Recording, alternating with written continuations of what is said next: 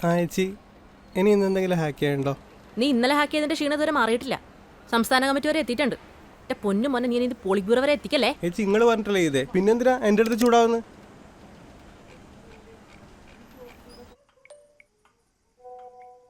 Okay, ഇനി ആ വാട്സപ്പിലെ മുകളില് വലതുഭാഗത്ത് കാണുന്ന 3 കുത്തില്ലേ, അതിന് ഞെക്ക്.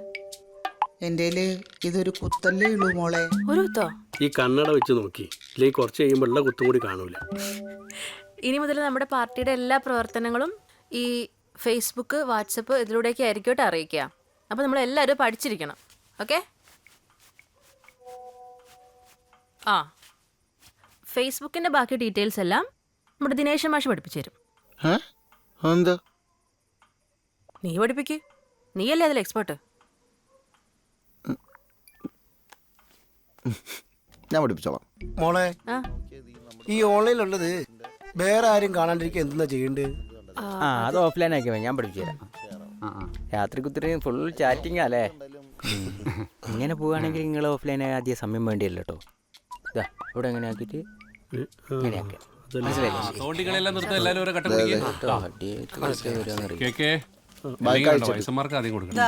ഭക്ഷണം കഴിച്ചിട്ടാ കഴിക്കാനോ?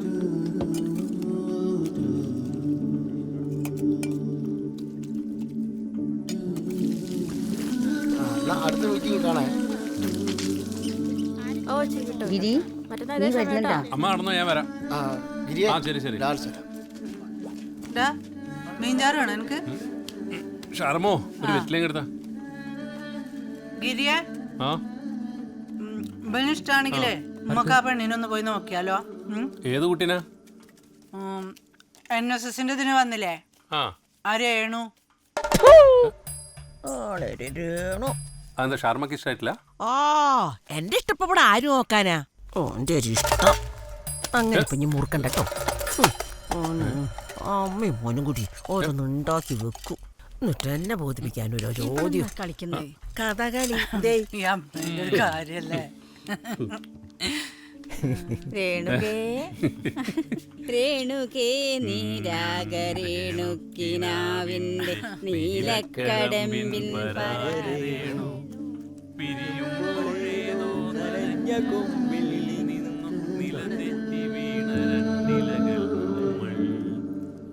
सावधान मुष्टि प्रभात विभाषक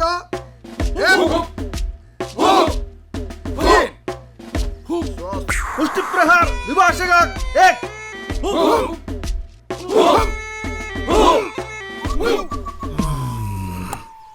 मुष्टि प्रहार 2 क्रमशः 1 2 3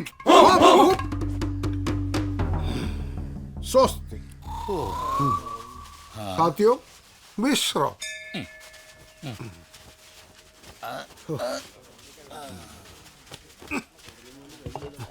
ആഹാ, പണി മുഴുവൻ ഞങ്ങൾ എടുത്ത് എന്നിട്ട് വെള്ളം കുടിക്കണം. മൂപ്പൻ തീർക്കല്ലേ?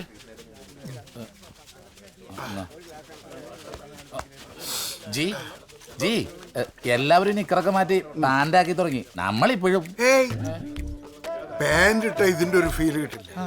നമ്മൾ ഈ കാക്കി ട്രൗസർ ഇട്ടാലേ നമ്മളാവും. ഈ കാക്കി പാൻ്റൊക്കെ എല്ലാ പോലീസുകാരും ഇടുന്നല്ലേ? ഒരു കണക്കിന് അതും ശരിയാ.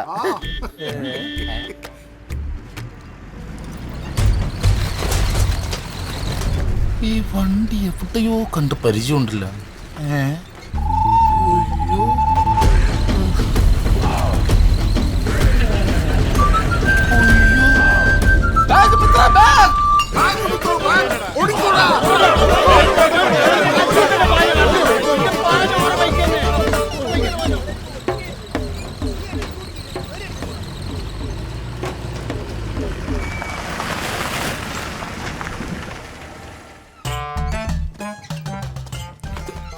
ആ, ഇത് തന്നെ വീട്. അമ്മോ, അസാധ്യ വീടാണല്ലോ. ദിനേശിന് ഇനി വേറെ വീട് വെക്കേണ്ട കാര്യം എന്താ? ഇവിടെ ഒന്നും ആരും കാണുന്നില്ലല്ലോ.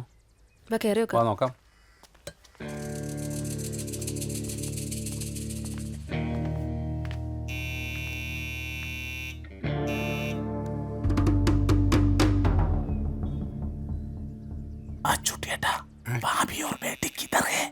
പേടിക്കണ്ട, ഓളും മോളും അളിയൻ്റെ അടുത്താ.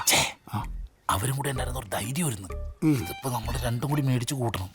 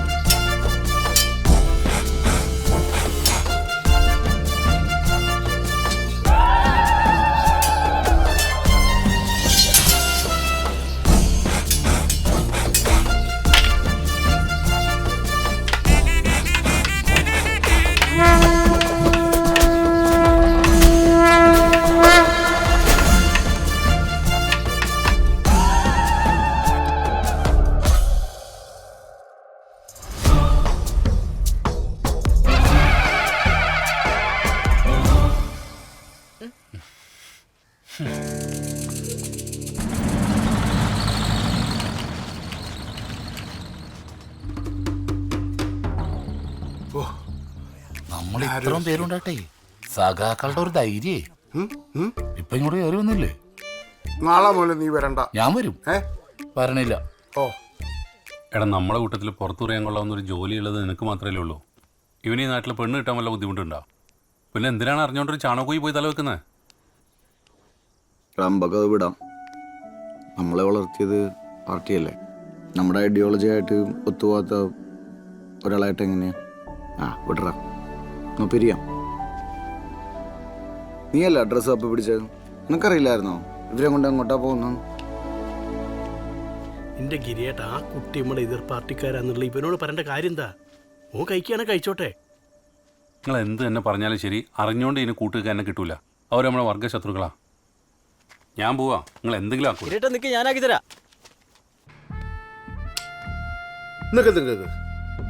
അതിലൊരു കാര്യമുണ്ട്. നമ്മുടെ പാർട്ടി ഗ്രാമത്തിൽ നിന്ന് ദിനേശനോട് പെണ്ണിട്ട് കഴിഞ്ഞാൽ ഓന് സിപിക്ക ഓള് സിപിക്ക, അതിന് നമുക്ക് കാര്യമില്ലല്ലോ. ഓന് കാര്യമുണ്ടല്ലോ. എന്ത് കാര്യം? ഭാര്യ വീട് അടുത്താവും. അതെ, ഒന്ന് ആഞ്ഞു പിടിച്ചാല് അടുത്ത ഗവർണർ ആണ്ട ആളാന്ന് നമ്മൾ അച്ചുവട്ടെ. നമ്മൾ അച്ചുവട്ടേട്ടൻ്റെ മോളെ കണ്ട കമ്മികൾക്ക് കെട്ടിച്ചു കൊടുക്കേണ്ട യാതൊരു ഗതികേടും തൽക്കാലം ഇന്ന് നമുക്ക് കേരളത്തിലില്ല. ആടുന്നൊരു BKP കാരനെ കെട്ടിയാ ആ ഒരു വോട്ട് കൂടി നമുക്ക് കിട്ടൂലേ? ഇനി ഭാവിയിൽ ഇവർക്ക് എത്ര കുട്ടികളുണ്ടായാലും ആ വോട്ടൊക്കെ നമുക്കല്ലേ. അതുകൊണ്ട് ദിനേശനെ കൊണ്ട് ഓളെ കെട്ടിക്കുന്നതാണ് ബുദ്ധി. എന്താ? അങ്ങനെയാണ് ഞാനൊരു ഐഡിയ പറയാം. എനിക്ക് കൂടി ആടുന്നൊരു പെണ്ണ് ശരിയാക്കിയ നമുക്ക് വോട്ടിന്റെ എണ്ണം കൂട്ടിക്കൂടി സഖാവേ. കുട്ടികളുടെ കാര്യത്തിൽ ഞാൻ ഒരു കോംപ്രമൈസും കാണിക്കൂല. പെണ്ണ് കെട്ടാനൊക്കെ ഒരു യോഗം വേണം. നിലവിൽ നമുക്ക് യാതൊരു സ്വാധീനവും ഇല്ലാത്തൊരു മേഖലയാണ് ചിന്തമംഗലം. ഈ ഒരു വിവാഹം നമുക്കും നമ്മുടെ പാർട്ടിക്കും അവിടെ നുഴഞ്ഞു കയറാനുള്ള ഒരു സുവർണവസരമായിട്ട് കരുതിയാൽ മതി. നമ്മളിപ്പോ പ്രായോഗിക രാഷ്ട്രീയത്തെ കുറിച്ചാണ് സംസാരിക്കുന്നത്. അതിനെ ഞാനും പറയുന്നത്, എനിക്ക് പ്രായം കൂടി വരിക. എന്താണ് ഗിരി, എന്തെങ്കിലും എതിർപ്പുണ്ടാ? ഓന് പ്രായം കൂടുന്നതിന് ഞാൻ എതിർത്തിട്ടെന്താ കാര്യം? അതല്ലേ ഈ കല്യാണത്തെ കുറിച്ച് എന്തെങ്കിലും എതിർപ്പുണ്ടോ എന്നാണ് ചോദിച്ചത്. അല്ല, എല്ലാവർക്കും ഓക്കെ ആണെങ്കിൽ എനക്കും ഓക്കെ.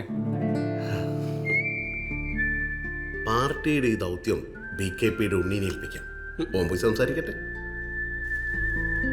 ഉണ്ണി വഴി ഈ കാര്യം അവതരിപ്പിച്ചപ്പോൾ അത് ഞാനൊന്നും അമ്പരന്നു. NSS ക്യാമ്പ് വഴിയുള്ള പരിചയമാണ്. ചോദിച്ചപ്പോൾ അവക്കും വലിയ താല്പര്യമാണ്. പിന്നെ ഇക്കാലത്ത് കുട്ടികളുടെ താല്പര്യമാണല്ലോ പ്രധാനം. ഒന്ന് വിളിക്കടാ. എന്തല്ല ദിനേശ വിശേഷം? ഇതാരാ? നമുക്ക് വേണ്ടപ്പെട്ട ഒരാളാ. വേറെന്തെങ്കിലും വേണേ പറയണേ കേട്ടാ, ഞാൻ പറയണ്ടേ? എവിടെ ചെന്നാലും കമ്പനിക്കാരാന്നല്ലോ. എപ്പോ ഇങ്ങോട്ട് തന്നെ വരുത്ത്? അങ്ങനൊന്നുമില്ല. എപ്പോ എന്നെ കല്യാണം കഴിക്കാൻ പ്ലാൻ? കല്യാണോ? കല്യാണമൊക്കെ പെട്ടെന്ന് കുറച്ച് വെയിറ്റ് ചെയ്യേണ്ടി വരും. പെട്ടെന്നൊന്നും നടക്കില്ല. കൂട്ടുകാരെല്ലാം വിട്ട് ഇത്ര അർജന്റ് ആയിട്ട് അന്വേഷിക്കാനൊക്കെ വന്നപ്പോ ഞാൻ കരുതി കല്യാണം കഴിക്കാൻ മുട്ടി നിൽക്കാന്ന്.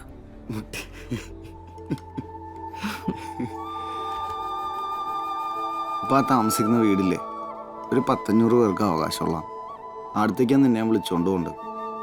പിന്നെ വീട് മെയിൻ റോഡിനടുത്ത് ഞാൻ പറഞ്ഞ ഇങ്ങനെ പണിയുന്നുണ്ട്. അതിൻ്റെ കാര്യങ്ങൾ ശരിയാവണമെങ്കിൽ എൻ്റെ മുടങ്ങി കിടക്കണ 6 വർഷത്തെ സാലറി ഉണ്ട്, അത് കിട്ടണം.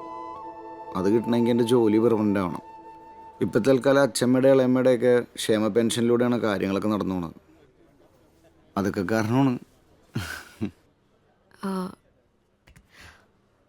അതെ, ഞാനൊരു കാര്യം തുറന്നു പറയുന്നതുകൊണ്ട് ഒന്നും തോന്നരുത്. ഞാനവിടെ അന്ന് വന്നേരം മുതൽ ശ്രദ്ധിച്ചതാ, ആ വീട്ടിൽ എന്തെല്ലോ പ്രശ്നങ്ങളുണ്ട്. പ്രശ്നോ? എന്തു പ്രശ്നം? ഞാനവിടെ വന്നപ്പോൾ ആ തുളസിത്തറേൻ്റെ അവസ്ഥയൊന്ന് കാണണേനു. കുറേ കാലമായിട്ട് വിളക്ക് വെക്കാണ്ട് കാട് പിടിച്ച് കിടക്കുന്ന ഗുളികൻ തറ, അങ്ങനെ പല കാര്യങ്ങളും ശ്രദ്ധിക്കണ്ട ഇപ്പോൾ വെച്ചിട്ടുള്ളത്. അതുകൊണ്ടൊക്കെ തന്നെയാ ഈ പ്രശ്നങ്ങളൊക്കെ. അതെ, ഞാൻ നല്ലൊരു സഖാവാണ്. എനിക്ക് ഈ പ്രേതഭൂത പിശാചികളേക്കൊന്നും ഒരു താല്പര്യവും ഇല്ല. പിന്നെ എനിക്ക് അതിലൊന്നും ഒരു വിശ്വാസവും ഇല്ല. ഞാൻ വിചാരിക്കാൻ ഈ ഡയലോഗ് എപ്പോൾ പറയാൻ പോകുന്നതെന്ന്. ശരി, ആ നിങ്ങളെ നാളെ ഏതാ? നാളും കോളൊന്നുമില്ല. എന്നാ ഡേറ്റ് ഓഫ് ബർത്ത് പറ. Date of birth 29/5/92. നല്ല ഓൾഡ് മോഡൽ ആണല്ലോ. പോയ നല്ല ഗോൾഡ് മോഡലാണ്. വെറുതെ ഇരിപ്പം എന്താണ് ഈ പറഞ്ഞത്? ജനിച്ച സമയം അമ്മ രാവിലെ 6:45 പറഞ്ഞിട്ടുണ്ട്. അതെ, ഈ പറഞ്ഞ കാര്യങ്ങളൊക്കെ നോക്കാൻ ടെക്നോളജിയുടെ ആവശ്യം വരുന്നുണ്ടല്ലോ. ആ അത് വേണ്ടി വരും. വെളുത്ത പക്ഷത്തിൽ പൂരാടം. വെറുതെ അല്ല. ഇപ്പൊ 7 ചൊവ്വ തീരാനിനി ഒരു 6 മാസം എടുക്കും. തീരാൻ ഇനി 6 മാസം ഉണ്ടോ? തനക്ക് ഇത്രയും പഠിച്ചിട്ടും ഇതിന്റെയൊക്കെ പുറകെ പോകണ്ടല്ലോ. അങ്ങനെ കളിയാക്കൊന്നും വേണ്ട. ഈ നാളുകാര് ഈ സമയത്ത് എന്ത് ചെയ്താലും രക്ഷപ്പെടൂല. അതാ ഇപ്പോഴത്തെ ഗ്രഹനില. രക്ഷപ്പെടില്ല? ഇല്ല. നമുക്ക് നോക്കാം. വീട്ടിൽ നിന്നാ. ഹലോ.